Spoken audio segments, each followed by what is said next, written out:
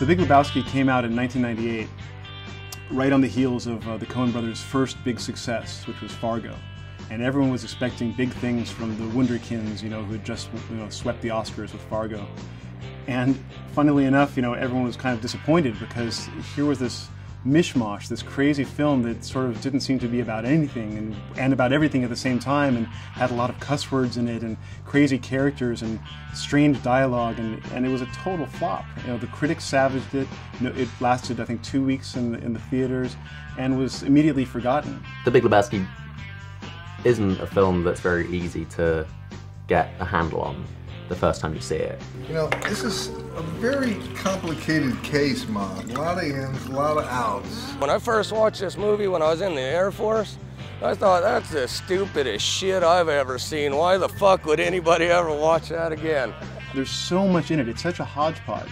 And that's what, that turned off the critics initially, because they thought this is just a portmanteau, it's just a mess, a bag lady's shopping cart full of crap, and none of it coheres. You've got German nihilists. Alongside a cowboy. Marmots. 60s. Pomeranians, different animals. Art world, Fluxus. Lenin, Vietnam. And then you have this bowling thing.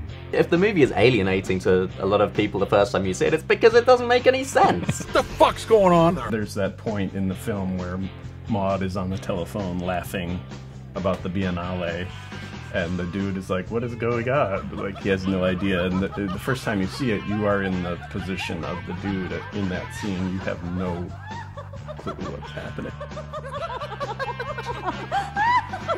And the bit where he grabs the other private detective who mentions the Knutsons, and it's like, who the fuck are the Knutsons? You feel for the dude at that point. Like, what?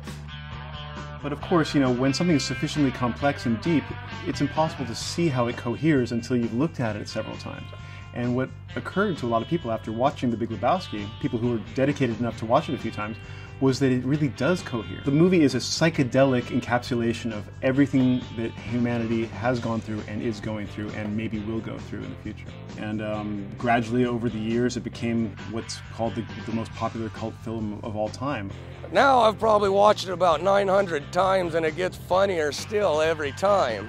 The film, it's what is called in English departments an open text. It's a text that requires the reader in some sense, or requires the viewer in some sense, to complete it. You're supposed to look at that text and say, what does it mean? What does it mean for me? What does it mean for my society? What does it mean for the world that I inhabit?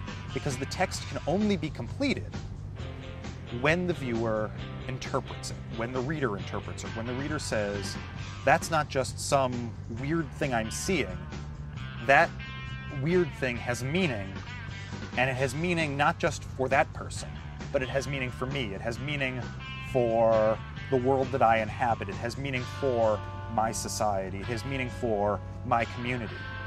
And I think part of what the audience for The Big Lebowski is noticing, is recognizing, or is at least seeing in this film, is an opportunity for them to do that. To look at this film, which is an open narrative in this way, and ask the question, how can I use this film to make sense of me, to make sense of my society, to make sense of my relationships with my friends, not just my relationships with myself and my friends as they are, but as I'd like them to be. And that's perhaps what a religion of the dude would offer. A chance to look at myself and not judge myself according to the standards of modern capitalistic society. A chance to look at my friends and not judge them or feel that I am judged because I have the latest Xbox, I have the best car, but to be judged just for being a dude.